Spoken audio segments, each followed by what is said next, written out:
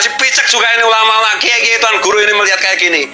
Pura-pura tidak dengar, pura-pura tidak lihat. Mau kena ayat sumum bukmun mumyun faum layar jingun apa gimana?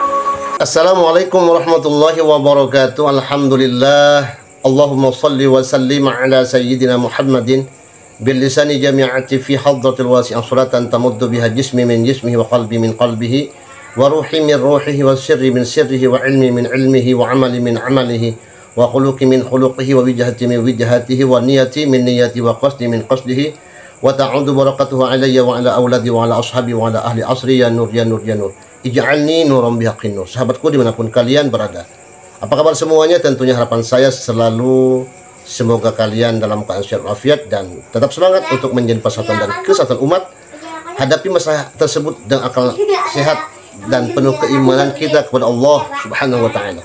Mari kita tonton video ini sampai selesai. Mana Gus Patpalet lagi marah-marah ya. Namun jangan diikuti ya. Marahnya jangan sampai diikuti, dan juga beliau membaca ayat Al-Qur'an salah. Gus Fuad membaca ayat Al-Qur'an salah. Nah, ada di antara yang beliau sampaikan ayat Al-Qur'an yang sebenarnya begini.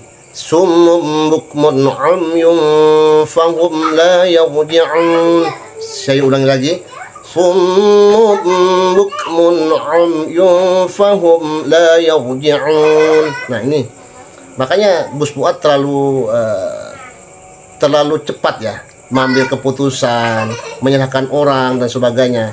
Sedangkan beliau Al-Quran masih jauh ya. Nah sekarang kalau Habib masuk aja nggak boleh gitu. Iblis saja masuk pondok saya boleh, tapi kalau Habib nggak. Ya kan Iblis nggak pernah memalsu, nggak pernah ngaku durian Nabi. Gila apa? Iblis itu nggak pernah loh. Mana yang lebih kasarannya lebih anu daripada Iblis? Iblis nggak pernah mengaku dirinya keturunan Nabi. Wah itu Nabi gue, Bong. Dipalsu nasabnya. Wah ya aku marah kayak sundul langit pun kayaknya nggak cukup. Nabi mungkin nggak marah, Allah yang marah, saya yang marah. Gitu loh. Kalau saya nggak marah nasab Nabi saya dipalsu, mana kecintaan saya kepada nabiku? Saya mau tanya itu. Makanya kiai itu yang tidak tersinggung bahwa nasabnya Rasulullah dipalsukan kok diem, yang tidak marah ajaran Rasulullah diselewengkan, dirusak, itu saya mau tanya itu, mana kecintaanmu kepada Rasulullah? Gitu loh. Jangan berlindung di balik ini dan itulah. Bagi saya konyol kayak gitu itu. Oh gitu ngaku kiai kayak gitu mau kasih syafaat masuk neraka, iya. Betul loh. Nah, ini harus keras karena ini hubungannya dengan Rasulullah. Berkali-kali ini taroki tanazulnya itu berbahaya semua kalau soal pemalsuan nasab ini, soal ajaran Nabi itu. Tarokinya naik kepada Allah. Allah itu marah murka kalau menyangkut hak Rasulullah diinjek-injek. Seperti dilakukan oleh para Habib. Mereka upload grup kok ngaku keturunan Nabi. Bangsat bajingan kan itu. Gitu loh. Allah murka itu kalau menyangkut hak Rasulullah. Rasulullah itu murka kalau menyangkut hak umatnya. Man ghosana falaysa minna. Siapa yang nipu kita, nipu umat kita, itu bukan golongan kita. Bukan golongan Nabi kan berarti neraka. Mau kiai, mau apapun itu, mau tuan guru, kalau ghosana falaysa minna kata Nabi. Mau sholat 1.000.000 rakaat per hari, mau baca dalail sehari 1000 kali khatam satu kitab, falaysa minna kata Nabi, bukan kata saya. Nah ini pemalsuan nasab Habib ini digunakan untuk menipu umat Rasulullah, merugikan, menjajah, menginjak-injak. Rasulullah itu marah, gitu loh. Kalau diri Rasulullah dipalsu nasabnya, asalkan tidak merugikan umat, beliau tenang-tenang aja. Kalau menyangkut hak pribadi Rasulullah, itu Rasulullah sabar, santai, terserah. Tetapi kalau menyangkut umat Rasulullah, Rasulullah murka. Karena Rasulullah yang bertanggung jawab kepada umat ini. Karena Rasulullah kepengen semua umatnya itu masuk surga. Ini ada segerombolan orang ngaku duriat Rasulullah, mengajak umat Rasulullah ke neraka, itu gimana? Ya jelas ke neraka, karena ajarannya halusinasi, khurafat, bid'ah, sesat, titik, nggak ada yang lain. Masa Isra Mi'raj semalam 70 kali itu, bayangkan, semalam. Rasulullah seumur hidup sekali, ini ada monyet ngaku Isra Mi'raj semalam 70 kali. Gila nggak itu? Rasulullah didampingi Jibril, ini nggak perlu malaikat, gila kan? Rasulullah nggak pernah bilang saya bisa memadamkan api. Ini ada monyet-monyet ngaku keturunannya Nabi, mengatakan bisa memadamkan api neraka. Ajaran apa ini? Masih picek juga ini ulama-ulama kiai-kiai tuan guru ini melihat kayak gini. Pura-pura tidak dengar, pura-pura tidak lihat. Mau kena ayat sumum bukmun mumyun faum layar jingun apa gimana? Gak ada alasan. Nah ini sahabatnya kesalahannya, summum bukmun nguyum. Tapi yang sebenarnya summum bukmun umyum fahum la yarji'un. Nah ini Gus Fuad terlalu kecepatan tuh, terlalu cepat, terlalu emosi. Yang dikedepankan itu amarahnya, bukan hasanahnya yang dikedepankan. Nah, makanya sahabat-sahabatku jangan diturutin nih Gus Fuad seperti ini ya. Ambil yang baiknya aja, oke sahabatku, tetap ya. Ambil yang baiknya saja, oke sahabatku ya. Yuk lanjutkan videonya.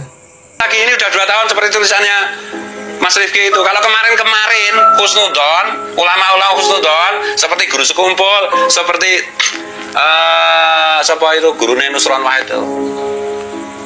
Bapaknya si Mbak Maimun husnudon, ya bisa dimengerti, pantas. Bahkan Habib pun mungkin banyak yang baik karena tertipu leluhurnya sendiri. Kasarnya begitu loh. Lah ini fakta data, DNA, kitab nasab, filologi, atau kitab-kitab ajaran mereka yang sesat itu semua sudah dibahas secara ilmiah, secara runtut. Masa masih husnudon? Ini mau ikut dajjal apa gimana? Si Umar Kapet itu si artis dari zaman Fatihah nggak bener, ngaku-ngaku atau diakukan orang yang hafal 100.000 hadis. Kapan dia suruh sini semaan Quran aja, nggak usah semaan hadis, hafalan bil ghaib, jangan binadar, nggak usah 100.000 hadis. 100.000 hadis itu hadis apaan itu? Sahih Bukhari itu cuma berapa ribu? Udah baca Sahih Bukhari aja, hafalan kalau bisa. Nggak mungkin bisa Fatihah aja ngaku. Dan tahukah Mas Rifki, orang bisa dinilai iman dan ketakwaannya seseorang ketika membaca Fatihah itu pada kalimat iya kan abu dua iya kan asain. Di situ itu bagaimana orang itu terlihat jiwa rohaninya, gitu loh. Gimana itu? Suara sengok kayak gitu, kalau dalam dunia wayang itu suaranya orang munafik. Nggak ada nabi suaranya sengok, nggak ada.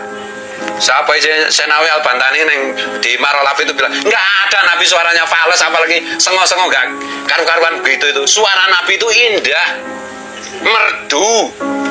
Wah ini KPP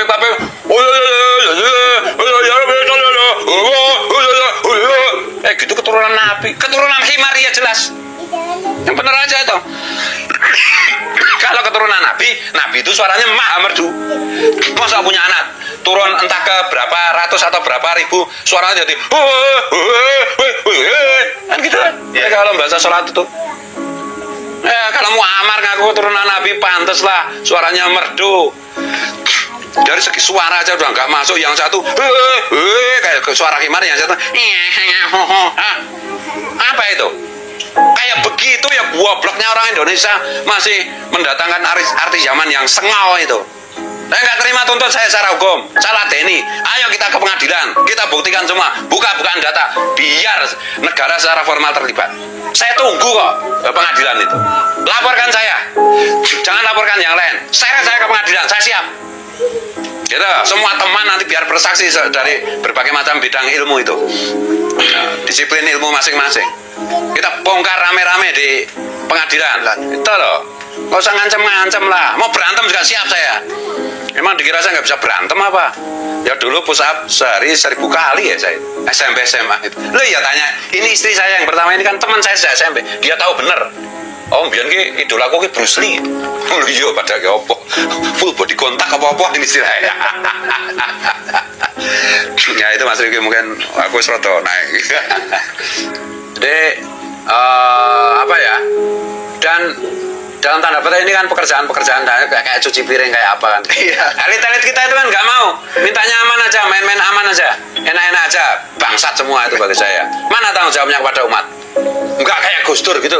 Gus Dur itu cuma pekerjaan yang elit, yang kotor, yang cuci piring ya semua beliau kerjakan sendiri bahkan. Ini ngaku pengikut Gus Dur, pelintat-pelintut gak karu-karuan, mecat Habib dari struktural aja nggak berani, malah yang dipecat Kiai Imad apa itu. Untung saya itu masih waras, kalau nggak waras saya dukung MLB gimana, ya kan? Gitu loh. Tapi saya masih tuh MLB-nya juga nggak jelas ya. Ya udah, saya nggak dukung, terserah, nggak ikut-ikutan kayak gitu. Nah gitu lah Mas Rifki ya, kecewa berat. Kacana intelektual, lulusan Harvard, lek mencret ngomong Habib aja nggak berani. Mana otakmu? Habib itu hapogramnya DNA-nya G. Mana kau ngomong? Orang pinter dikasih amanah Allah, sekolah sampai Harvard, doktor, ngomong kayak gitu aja nggak berani. Katanya penuh ranjau, telek mencret, pengecut itu nggak ada gunanya. Hidup di dunia kayak gini ini. Yang kita butuhkan itu sekarang itu orang pinter dan pemberani. Jadi kita butuhkan itu hari ini ketika dalam tanda petik Indonesia menghadapi berbagai macam, itu gustur baru. Yang pinter, yang visioner, yang berani, gaspol. Gustur itu kan gaspol. Bukan ngerem aja. Oh ini soalnya nanti yang begini, efeknya begini. Allah, tegakkan dulu kebenaran. Nah, kalau Rasulullah dulu ngikuti para pengecut, mental kayak pengecut kayak begini gimana? Oh ini nanti struktur sosialnya jadi berubah, jadi goncang, jadi ini.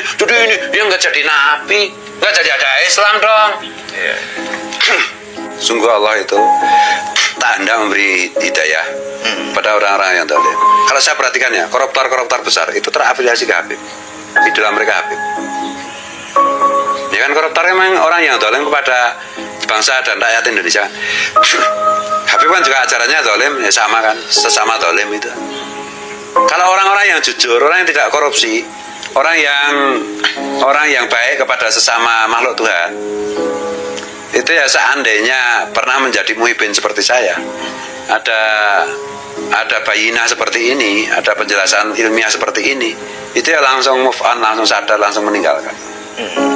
Gitu loh. Kiai-kiai yang masih jadi mukibul, masih menjilati apa itu pantatnya Habib, itu memang kiai-kiai yang suka suka ndawir, suka eksploitasi umat, suka menjadikan umat santri itu sebagai budak sebagai asetnya.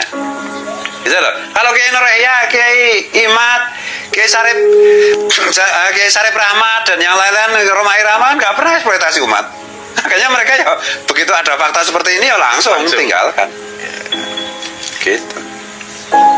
Kiai yang kerjaannya itu WA nagih SPP santri itu. Ada ya gitu ya? Oh banyak, pesantren itu orang bayar. Jarang sekali pesantren yang tidak bayar seperti ini. Ada uang SPP, uang kamar, uang telek, uang mesret, uang apa. Ya sudah boyong itu sudah tidak di pondok, itu sudah pulang. Itu kadang-kadang ya kalau utang ya masih di WA. Nah itu. Ya pondok-pondoknya Kabib ya rata-rata begitu juga. Karena saya pernah menolong seorang Kabib muda keluar dari pondok Kabib tua, belum bayar ini belum bayar itu, masih punya utang berapa, saya suruh bayari ya tak bayari juga. Dan ini pribumi banyak kayak gitu. Ya lah ada Kabib mau ke Yaman, Hadramut, ke sana mondok sana aja minta beasiswa saya, saya bantu saya. Ya dulu karena saya pikir mereka turunan Nabi, ternyata turunan Yahudi Al-Nasi bajingan. Ternyata. Ya enggak apa-apa, makanya saya kalau marah-marah ya mohon dipahami lah. Nah demikianlah sahabat-sahabatku semua, Gus Fuad Paret telah marah-marah ya. Sebenarnya tidak perlu seperti itu, namun sahabatku perlu dipahami juga ya, dan juga jangan diikuti seperti Gus Fuad Paret ini. Apa sih kok muka-muka seperti itu, nggak malu kah gitu. Nah kalau memang ada oknum habaib yang kurang bagus, yang tidak sesuai dengan ajaran Rasulullah, jangan seperti itulah.